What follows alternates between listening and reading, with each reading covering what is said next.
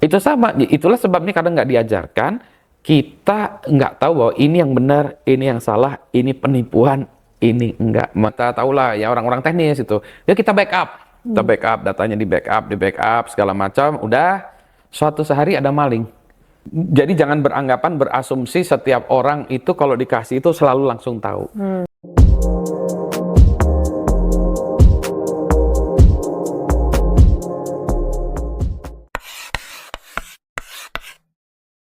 Selamat datang lagi di Let's Talk Cyber. Hari ini kita ada tamu, ini benar-benar kalau ngomongin cyber security, ini adalah legendnya, the living legend. Pak Budi Raharjo. Bukan terkenal, tercemar. Tercemar, jangan dong Pak. Oke, nah Pak Budi, ini kita udah lama banget ya, kita nggak ngobrol-ngobrol kayak gini. Nah Pak Budi kan udah lama nih di cyber security, dari tahun berapa ya Pak? Sebetulnya sih kalau balik ke Indonesia 97, dari 97. Dari kalau 97. Dari mana? Sebelumnya saya di Kanada, lama di Kanada, hampir 11 tahun di Kanada. Di sana kalau di sana by accident, tapi nggak bener-beneran full security, cuma IT lah itu. Ada security-nya dikit. Tapi kalau balik ke Indonesia tuh tahun 97 baru 99 sejak ada pemilu itu udah mulai saya mulai. Betul. Terus kemudian mulai terus Indosys itu kita bareng ya Pak ya waktu itu ya? Iya, deket-deket tahun itu ya, deket-deket tahun itu. Jadi ya waktu itu awalnya itu tahun 99 ada pemilu, terus saya itu diminta untuk mensecurekan KPU waktu itu. Nah setelah securekan KPU, terus orang-orang bilang kok nggak ada yang ngurusin security di Indonesia gitu. Nah habis itu buat perusahaan di situ. Iya, ingat gitu. banget dulu kita berbarengan lah ya masa-masanya. Pak Budi, kalau ngelihat perjalanan di dunia cyber itu, ada nggak Pak Budi momen di mana Pak Budi tuh sadar kalau cyber security itu bukan soal teknologi aja Pak, tapi lebih dari itu? Iya. Nah jadi ceritanya tuh saya pernah ngalami dulu, saya pernah punya namanya Internet Service Provider ISP di Kanada. Ini kecil-kecilan di Ruko, Ruko itu punya ISP. Nah salah satu ya kita tahulah ya orang-orang teknis itu, ya kita backup, datanya di backup segala macam. Udah suatu sehari ada maling. Jadi di Kanada juga ada maling ternyata, ada maling tuh. Dan maling itu dia ngambil karena server kita waktu itu ya server-serveran ya, bukan yang kayak sekarang ISP yang keren itu, server-serveran komputer aja gitu, komputer biasa desktop, itu dicuri. Terus backup tape-nya, nah kebetulan di ruang yang sama, dicuri juga. Jadi kita bingung, kita nggak punya data customer, pokoknya habis aja semuanya gitu, jadi nggak punya data customer. Nah barulah kita tahu bahwa harus ada SOP, backup itu harus ada offsite backup nggak boleh di tempat yang sama, karena kalau kebakaran, kehilangan gitu-gitu. Nah itu baru sadar bahwa ini bukan masalah teknis saja sih, masalah SOP, masalah itu. Iya, karena banyak ya Pak ya, kita masih juga sampai sekarang juga masih orang berpikir bahwa kalau bicara cyber security itu teknologi gitu. Dan ini juga jadi akar masalah juga ya Pak ya, dengan banyaknya ancaman-ancaman gitu kan. Jadi tadi aspek orangnya, teknologinya, prosesnya gitu ya. Jadi itulah ya, itu juga saya sadar bahwa ternyata bukan hanya masalah teknis saja sih, ada masalah. Betul. Pak, kalau kita ngomongin nih situasi sekarang kan banyak sekali orang kena tipu online gitu ya.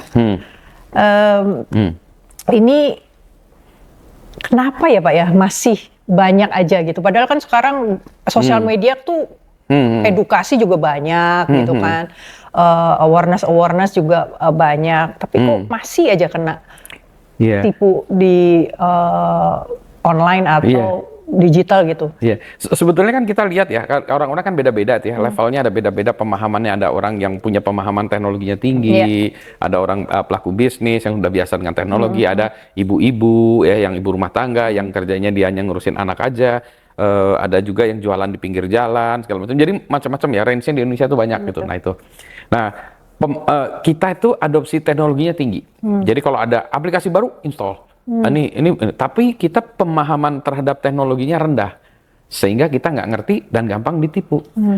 Contoh nih ya, kalau pemahaman teknologinya rendah, kalau misalnya nih ada ini aja lah, satu daerah misalnya. Kita tuh nggak pernah kenal mobil, motor karena jalannya tuh jelek luar biasa, hanya bisa jalan. Nah, jalan orang biasa jalan. Suatu hari di aspal jalan itu, wah hot mix, hebat lah itu. Jadi hot mix, keren jalannya keren. Terus setiap orang dikasih motor atau mobil. Apa yang terjadi? Tiba-tiba terjadi tabrakan. Karena orang-orang tiba-tiba naik motor, naik mobil segala macam, tanpa dia nggak tahu, nggak pernah belajar, nggak pernah, ini tabrakan, jebret. Nah, baru yang disalahkan, wah ini kenapa? Nah itu dia. Nah teknologi informasi itu sama. Mirip ya sama. analoginya ya. Saya tuh pernah dulu nanya kepada orang, kenapa kalau kita nulis SMS dulu zaman SMS nggak boleh huruf besar semua? Kenapa coba? Nulis SMS nggak boleh huruf besar semua? Karena terkesan marah. Nah itu dia. Sekarang belajarnya dari mana? Taunya itu? Ayo.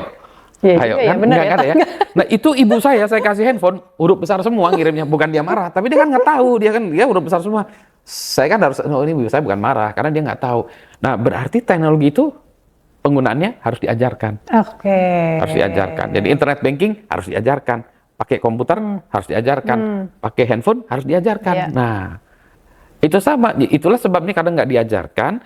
Kita nggak tahu bahwa ini yang benar, ini yang salah, ini penipuan, ini enggak. Makanya gampang ditipu. Sekali. Betul. Jadi harus diajarin. Diajarin ya. Jadi literasi tetap poin nomor 1 ya. Iya. Secepat apapun itu digital transformasi, kalau literasinya masih rendah, Pak. Iya. Itu jadi jangan berasumsi setiap orang itu kalau dikasih itu selalu langsung tahu. Jadi harus ada ya quote unquote sekolahannya dulu, paling nggak sekolahannya. Nah kalau tadi ya misalnya kalau kita pikiran ya server kena hack segala macam itu kan orang servernya lah yang ngerjain ini gitu ya. Tapi ini kan kalau pengguna. Betul. Nah ngajarin pengguna tuh gimana? Iya. Satu bank penggunanya misalnya berapa puluh juta, gimana ngajarin? Betul. Dan bukan soal ya oke, literasi itu memang harus ya. Tapi kan ini yang penipuannya juga makin kreatif. Nah itu gitu. dia. Kita kayak kejar-kejaran kan. Betul. Dengan. Tadi kan cuma satu tuh ya, nipunya pakai gitu. Terus habis itu, nah sekarang yang ini tuh yang kemarin juga yang sampai sempat marak gitu ya kan, kalau orang dikirim WA gitu ya, dikirim Kak ini ada paket gitu ya, ini kiriman paket ya, pikiran paket itu sudah benar nggak gitu, tapi paketnya itu namanya kiriman paket.apk. Nah kan kalau orang bilang kiriman paket, oke kita klik aja gitu ya, install gitu. Nah berarti kan teknologinya berarti orang bisa menyisipkan sesuatu ya di sana di Trojan ya. Betul. Jadi bukan hanya nipunya, bukan hanya itu aja gitu. Itu udah nggak berhasil, terus ditingkatkan lagi, oh kalau gitu undangan gitu ya, sama supaya orang nipunya itu APK-nya itu. Nah kalau itu tuh sekarang itu masih disebarkan. Misalnya saya bilang Kak Budi gitu, saya bukan Budi, kenapa Kak lagi gitu kan agak ini ya. Nah kalau nanti nggak gitu. Gimana? Dia akan bilang ini orangnya namanya Eva. Mbak Eva, selamat sore. Dia biasanya gini, kelakuan bisa di tailor sekarang. Kalau tadi itu dia ngirim blast semua ya? Di blast tadi, blast sama semua kan. Ini kita tahu palsu. Tapi kalau itu tadi di tailor. Di tailor ya? Orangnya satu-satu. Pak Budi, selamat pagi Pak Budi. Gimana kabarnya ITB gitu kan ya? Kan saya pikir, wah ini udah tahu saya kan. Jadi kita makin berarti betul-betul, jadi istilahnya profiling dulu ya? Nah, profilingnya otomatis pakai mesin. Wah, berarti kan kalau profilingnya pakai mesin, bisa dengan waktu cepat banyak orang yang di profiling. Iya. Wow. Nah itu terus gimana ngajarinnya? Iya. Masyarakat kita sekarang berpikir masyarakat harus gimana? Nah itu dia itu. Nah, maksud saya edukasi lah. Edukasinya tetap memang edukasi, tetap tadi edukasinya ini sedikit-sedikit. Jadi harus misalnya kalau bank dia harus ngedukasi kepada customernya, telco juga harus ngedukasi. Dan itu nggak boleh berhenti karena kan ada yang pelanggan yang lama, terus ada lagi pelanggan baru lagi kan, tetap harus edukasi lagi. Pelanggan lama udah lupa, mungkin harus diedukasi lagi. Pelanggan lama nggak tahu ada modus baru lagi. Jadi itu tuh ya never ending. Never ending ya. Tadi kan kalau pelanggan kayak misal perbankan kan dia punya kewajiban ya edukasi literasi pelanggannya. Kalau perusahaan teknologi harusnya begitu juga ya. Ya, jadi kita ya ini mohon maaf kita tidak bisa berkelit bahwa kan saya buat teknologi, tergantung pengguna ya silakan pengguna aja gitu. Kayak kita buat pisau kita harus ngasih tahu ini pisaunya yang tajam tuh yang sebelah sini, yang sini tidak tajam, nyimpennya begini ya gitu. Ya nggak kita bisa bilang ini pisau terserah mau dipakainya apa, itu baru pisau. Kalau kita lebih barangnya lebih ini lagi ya lebih liar lagi gitu ya lebih susah lagi. ya kita harus ada instruksinya, tetap harus ada edukasinya. Ini taruhnya di sini, jangan taruh di situ. Kalau ditaruh di situ bahan ini akan menjadi racun atau apa. Itu ya. Jadi perusahaan teknologi juga bisa begitu, harus dia menjelaskan bahwa ini yang benar, ini yang salah. Ada orang bisa kayak gini, ini ada kayak gini. Nah, ada juga ya kita nggak bisa bahwa itu kan terserah pelanggannya, kan itu nggak bisa menyerahkan gitu juga. Makanya kita punya masalah. Nih kalau agak sedikit menyimpang ya kita ada masalah dengan pinjol, judo, itu kan ya. Itu karena edukasinya kan susah, harus ada edukasinya. Saya tuh pernah ya ada lupa nih. Ini ojek driver. Pak, saya ini dia ngomong-ngomong, saya ngomong. Pak, saya ini main pinjol, Pak. Kenapa kamu masuk main pinjol? Disuruh istri saya. Nah, istrinya malah ya. Saya bilang, kenapa istri saya? Ya, istri saya lihat tetangga saya pinjol dapat duit, Pak. Saya sama istri saya disuruh pinjol, suruh main pinjol. Nggak kebayang kan? Saya terus mau jawab apa? Saya diem aja kan ya. Nanti kalau nyalain istrinya, jangan jadi ya berarti Bapak nyalain istri saya, nggak jadi Pak gitu. Iya. Tapi nggak gitu kan kita gimana coba mengedukasinya? Iya. Tapi di sini juga ada peran banyak sih pemerintah dari sisi polisinya, regulasinya, terus kemudian ini Pak, teknologi. Jadi kayak misalnya sebutlah teknologi sosial media harus juga terus tuh ngedukasi atau misalnya kan kita sekarang udah pakai WhatsApp, Telegram dan lain-lain, itu juga harus diedukasi juga Pak. Iya, jadi membuat produk, membuat handphone harus edukasi, membuat motor harus edukasi, membuat mobil harus edukasi, membuat aplikasi harus edukasi. Betul. Jadi kita nggak bisa ya itu terserah penggunanya, kita punya tanggung jawab ya. Betul. Oke, sekarang ke arah isu nasional nih Pak. Kebocoran data di Indonesia kan makin sering jadi headline. Menurut Pak Budi, masalah utama kita itu ada di mana sih? Ada di regulasi, apa teknologinya, apa budayanya Pak? Iya, ini ya saya punya mixed feelings tentang ini ya. Kalau dulu kan karena saya lama di luar negeri itu saya sangat privacy segala macam gitu-gitu. Sampai ke Indonesia saya berubah. Caranya gini, budaya orang Indonesia tuh beda dengan orang luar negeri. Orang Indonesia itu suka berbagi data, berbagi cerita, berbagi data pribadi. Misalnya kalau orang Indonesia itu kan, ini anak saya sekolahnya di sini itu disebutin. Gitu. Ini ada cucu saya di sini. Kalau orang luar negeri nggak mau, gitu kan, mengumbar data itu nggak ada gitu. Orang Indonesia tuh mengumbar data. Itulah sebabnya kalau saya ngecek ya di profil Facebook orang Indonesia rata-rata ada sekolahannya tuh dari SD, SMP, SMA disebutin gitu ya. Tanggal lahirnya, lengkap itu semuanya ada. Foto cucunya, foto anaknya, foto suaminya, foto temennya, foto pacarnya, segala macam ada semua gitu. Yang nggak ada cuma kartu keluarga aja, pokoknya di situ lengkap lah gitu. Terus kalau saya tanya, kenapa kamu gitu? Gak merasa bersalah orang-orang. Nah, emang salahnya apa? Saya kan nge-share foto sekolahan saya di mana itu supaya kalau ada reunian saya diundang. Oh iya benar juga. Kan ini nggak ada salahnya gitu. Nah, problemnya adalah banyak data pribadi kita itu yang digunakan sebagai bagian dari kredensial kita. Betul. Contoh, misalnya nama cucunya dijadiin password, alamat rumahnya dijadikan password, tanggal lahirnya dijadikan PIN. Nah, itu yang jadi problemnya adalah data yang personal kita itu kita jadikan ke bagian dari kredensial. Lebih ngaconya lagi, ini mohon maaf, KTP kita itu ada tanggal lahirnya di nomornya. Jadi kalau udah kan misalnya Pak Budi tanggal lahirnya udah ya lihat deh, nomor KTP udah jelas itu gendernya apa, tempatnya di arah mana semua, Pak, semua ada ya itu ada semua. Nah jadi saya gini, karena orang Indonesia budayanya demikian, maka untuk aspek security kita tidak boleh menggunakan data pribadi orang Indonesia sebagai data rahasia. Kita anggap orang Indonesia data pribadinya itu terbuka untuk umum. Sehingga developer harus sadar itu, jangan gunakan itu sebagai kredensial atau informasi rahasia. Orang lain, developer lain di luar negeri mungkin boleh-boleh aja karena budayanya beda. Itu jadi itu satu ya. Jadi perbedaan budaya akan membuatnya beda. Sehingga kita akan beda. Kalau misalnya orang-orang luar negeri GDPR keras, kalau Indonesia beda. Kita akan kena semua itu satu. Jadi itu. Ya, jadi orang Indonesia berbagi dan tidak merasa bersalah membagi. Sehingga karena bagian dari kebiasaan budayanya ya. Iya, itu budaya. Ya. Terus ini dulu di acara TV itu kalau ada ini kan ya, ada acara TV ini acara ini passwordnya apa? Nah, suruh nyebutin password. Jadi itu kita diedukasi bahwa password itu harus disebutkan. Iya, betul. Iya, jadi kita diajarin subliminal messages begitu. Nah itu jadi budaya kita tidak itu ya. Nah, yang berikutnya lagi bahwa kita itu sering tidak patuh terhadap aturan orang Indonesia itu.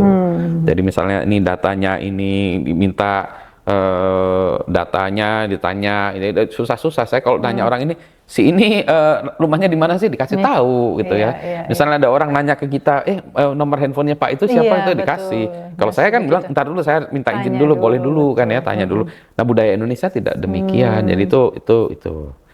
Berikutnya lagi. Mulailah sekarang kita ada UU PDP itu ya, UU PDP.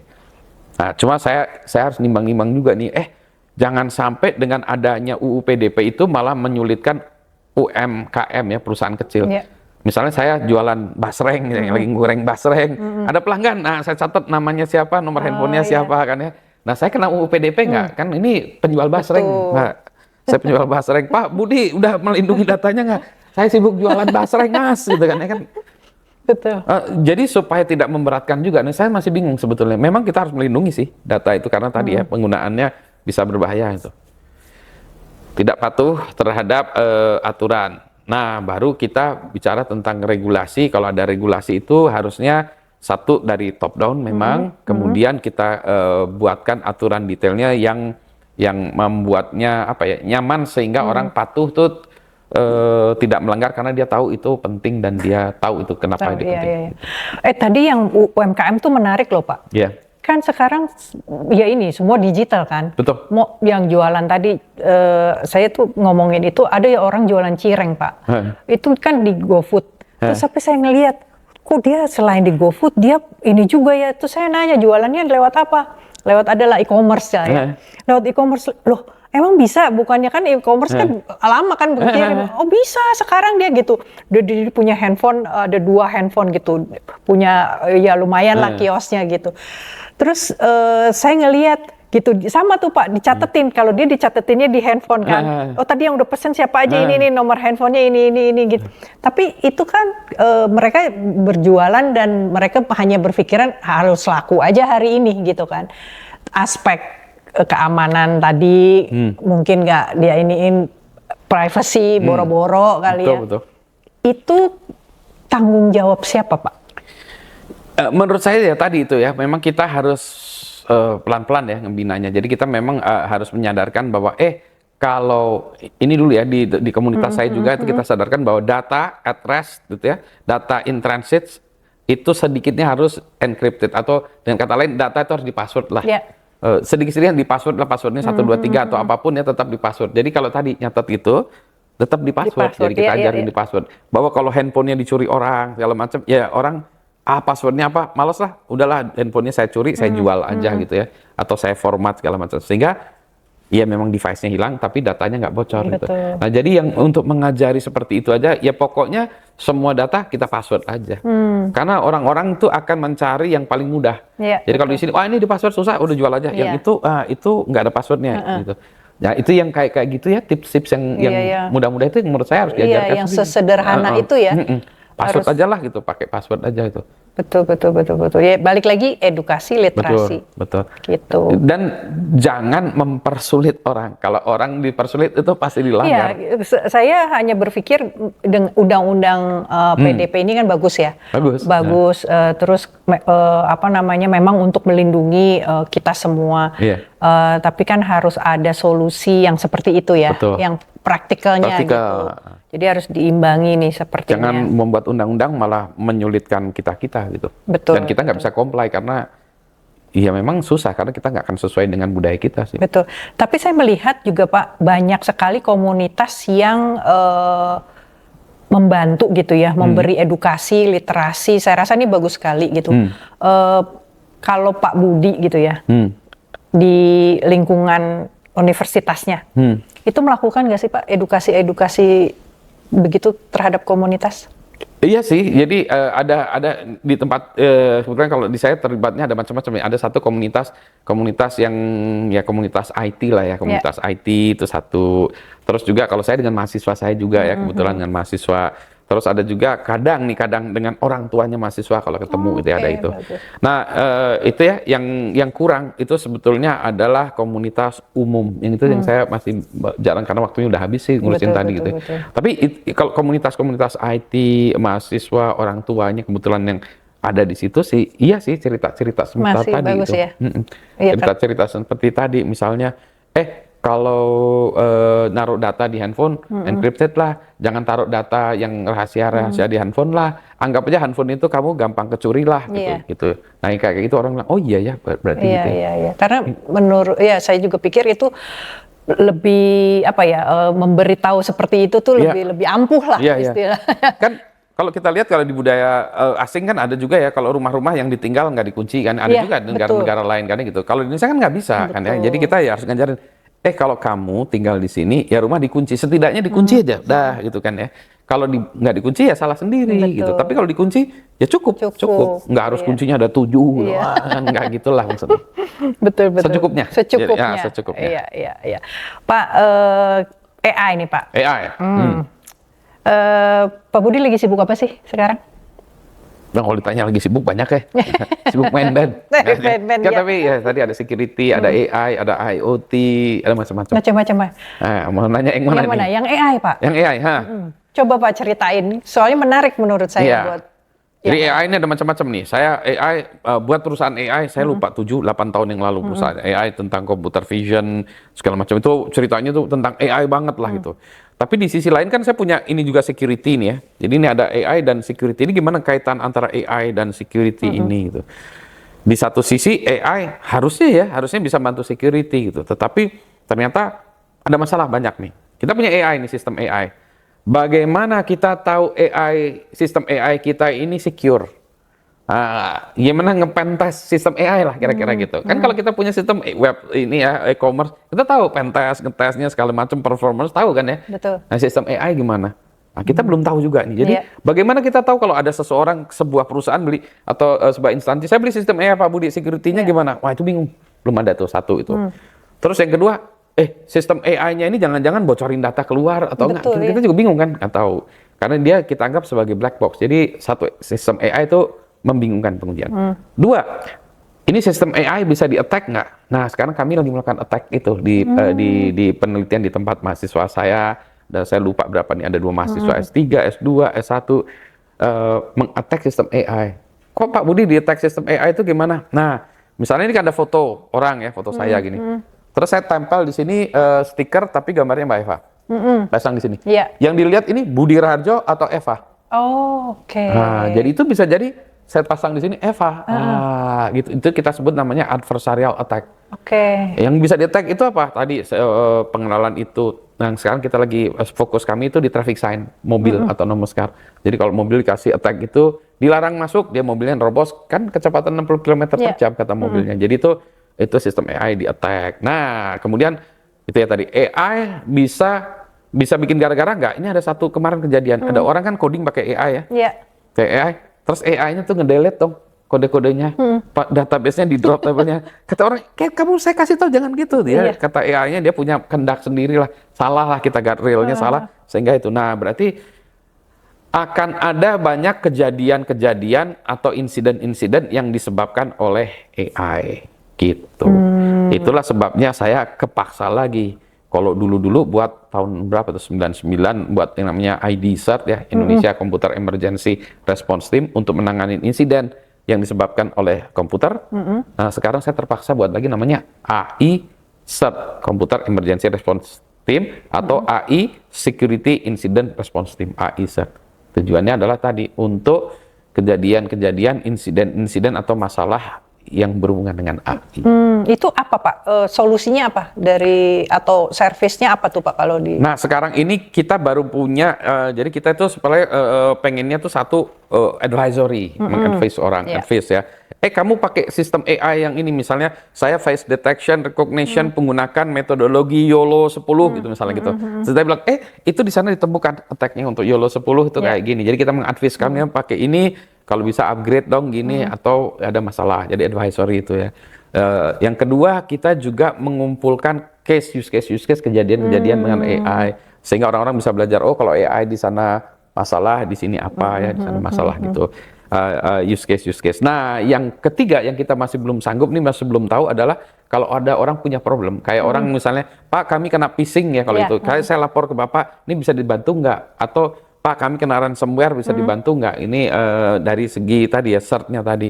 Nah, kalau ada orang, Pak saya ditipu tapi dengan menggunakan AI, nah bisa dibantu nggak? Nah ini yang kita pengen nyoba juga. Oh, kamu apa? Ini, oh berarti ini terkait dengan apa? Finance. Oh, kamu kontaknya kita ininya, Bapak, Ibu, Anda kita sambungkan kepada yang yang lebih otoratif lah yang menjawab ininya gitu. Pengennya begitu, ada gitu, yang jadi kayak ada helpdesk orang melakukan ini, kita follow up. Betul. Gitu. Itu yang pengennya lagi. Iya. Bagus banget Pak. Soalnya kan sekarang kita ngomongin deepfake aja ya. Iya. Itu susah loh Pak melihat perbedaan antara asli dan ininya. Dari suara semakin lama tuh semakin bagus gitu.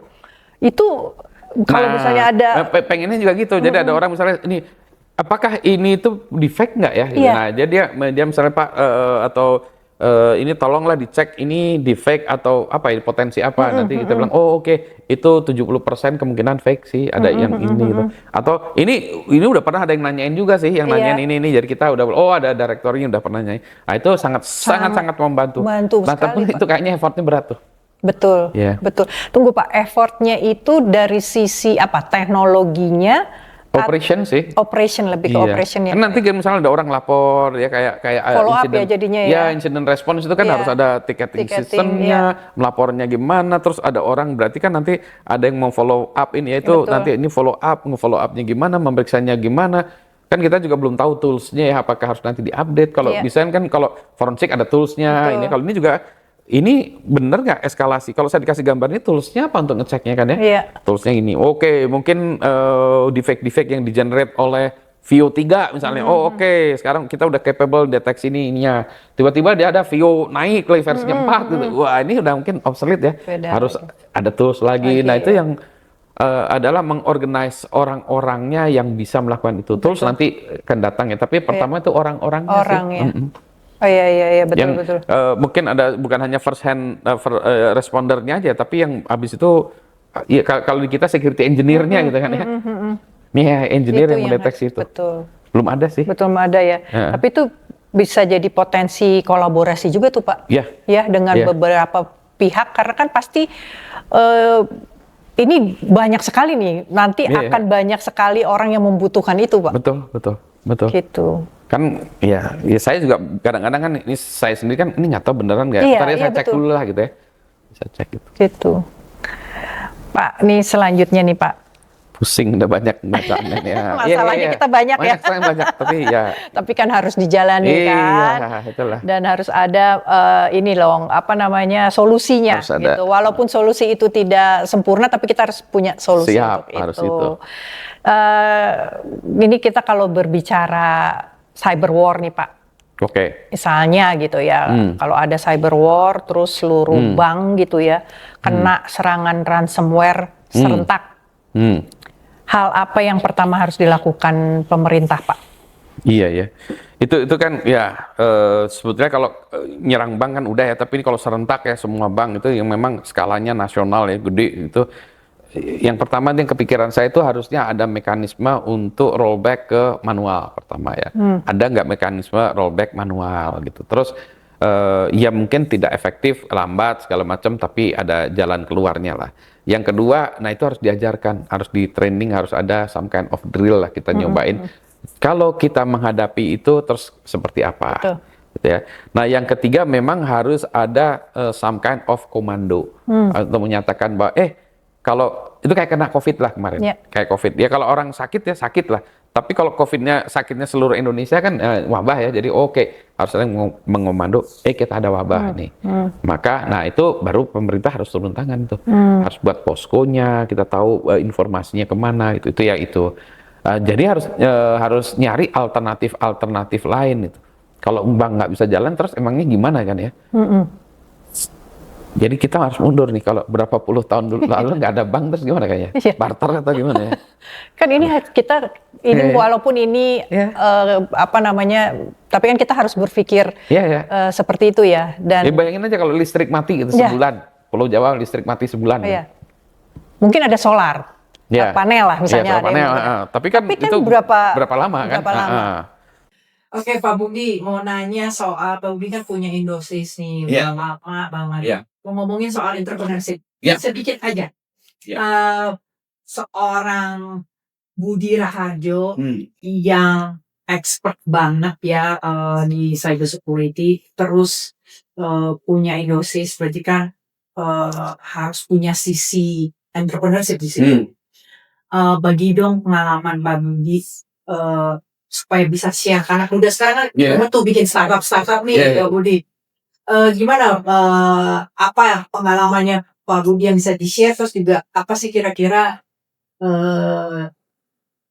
enak nggak enaknya jadi entrepreneurship? Kira-kira bisa share. Oke, yang pertama, entrepreneur itu pilihan lifestyle. Jadi tidak untuk setiap orang dan berbeda aja, satu dia lifestyle. Jadi ada orang yang senang kerja kantoran, dapat gaji segala macam, tidak cocok untuk entrepreneur itu banyak masalahnya, gitu ya. Tetapi pilihan hidup. Menyenangkannya banyak juga. Kita membuat misalnya paling enak itu kalau lagi ngelihat ada karyawan banyak, company ini gathering ya, ada keluarganya tuh kita mikir wah hebat juga ya kita bisa menghidupi sekian orang gitu ya, itu perasaan yang luar biasa tuh. Jadi itu perasaan yang luar biasa sebagai seorang entrepreneur yang bisa memberikan manfaat pada society, itu luar biasa itu. Jadi kalau kata Steve Jobs, we make a dent in this universe, itu ya dalam skala kecil lah, itu perasaan yang susah kalau di ini itu ya. Terus itu ya. Nah berikutnya lagi, banyakkan orang mengira nih kalau yang belum mulai, kesulitan utama dalam membuat usaha itu adalah uang, finance. Kalau pengalaman saya tidak, kesulitan utama adalah SDM. Saya cari orang, jadi susah cari orang yang mau diajak kerjasama segala macam ya. Uang memang masalah, tapi yang paling masalah tuh SDM. Memulainya masalah, sudah jalan masalah. Kayak kita kan bidang security susah banget cari orang kan? Susah. Masalahnya cari orang kalau bidang security apalagi ya, bukan hanya seorang yang pinter aja, tapi punya karakter yang bagus juga ya. Itu yang susah, bisa ngejaga rahasia customer dan lain sebagainya. Jadi punya SDM tuh susah. Nah, tapi itu adalah perjalanan jangka panjang, sehingga kalau nemu SDM baru, ajaklah sama-sama. Jadi kalau entrepreneur karena tadi dia susah, kayak orang gila sendirian, maka kita cari teman. Tadi teman-teman yang bersama, sehingga kita bisa merasa waras. Sama gitu. Masalah susah. Yang dihadapinya sama gitu ya Pak. Contohnya paling gampang itu adalah ini THR. Orang lain kan nggak mikirin, kita udah mikirin gimana karyawan gajian, gimana karyawan THR, gimana itu kan kita harus dipikirkan. Kalau sebagian nggak bisa, kita bilang suka-suka kita nggak bisa. Itu ya.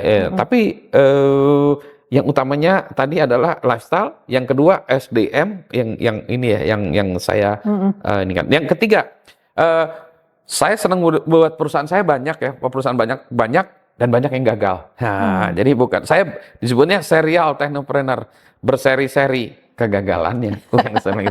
Jadi serial. Maksudnya gini, saya nggak masalah ya gagal itu. Jadi kalau dalam seorang entrepreneur itu kalau gagal nggak masalah, itu biasa. Yang utamanya adalah bagaimana kita bangkit lagi. Jadi kita lagi gagal, ya sudah nggak apa-apa. Ya sudah kita bangkit lagi kayak kita naik sepeda jatuh, bangkit lagi. Nah itu yang kadang ada banyak yang give up ya, menyerah. Betul. Gitu. Ya itu yang utamanya susah sih ya itu. Pak ya.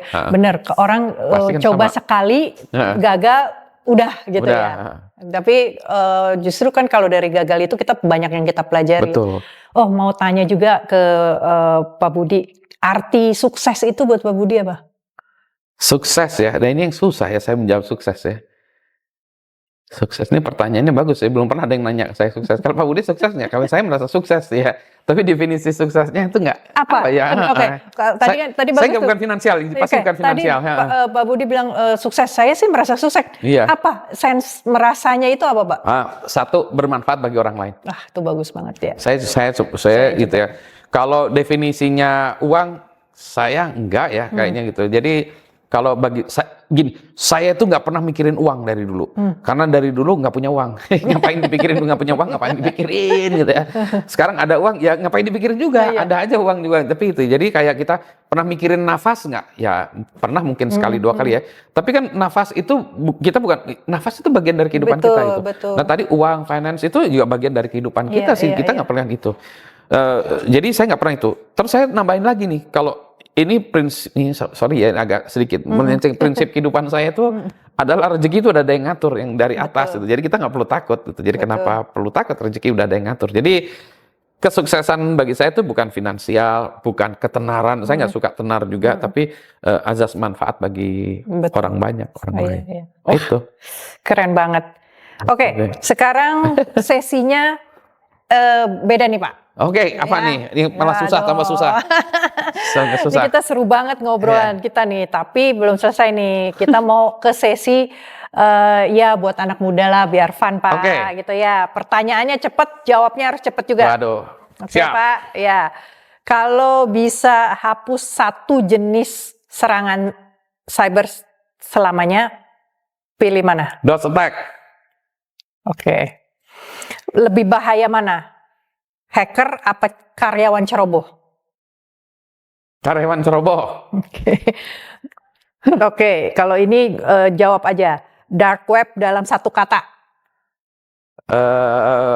Terlalu gede, terlalu besar. Terlalu besar. Terlalu besar. Bukan terlalu bahaya ya. Enggak, terlalu gede, besar. gitu. Oke. Aplikasi pertama yang dibuka tiap pagi. Aplikasi, wah ini yang susah ya. Aplikasi yang YouTube.